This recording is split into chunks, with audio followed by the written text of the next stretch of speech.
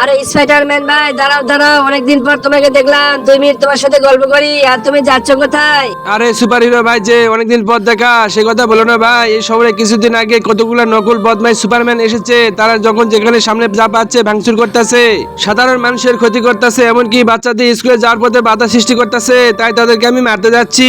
তাই নাকি স্পাইডারম্যান ভাই? আমাকেও সাথে নিয়ে যাও, আমিও তাদেরকে মারবো। ধন্যবাদ সুপার হিরো, আপাতত লাগবে না, লাগলে তোমাকে জানাবো। আমি যাই তাহলে।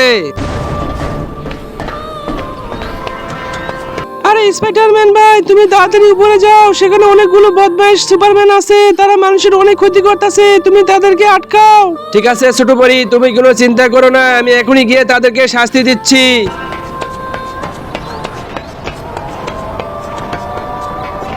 স্পাইডারম্যান, তুমি এখনই এখান থেকে চলে যাও। দেখেছো আমরা এখানে কতগুলো সুপারম্যান আছি, তোমাকে এক নিমিষে আমরা মেরে ফেলবো। আরে শয়তানের দল, তোমরা মানুষের অনেক ক্ষতি করে ফেলেছো, আর তোমাদের সবগুলোকে আমি একা এখনই মারবো।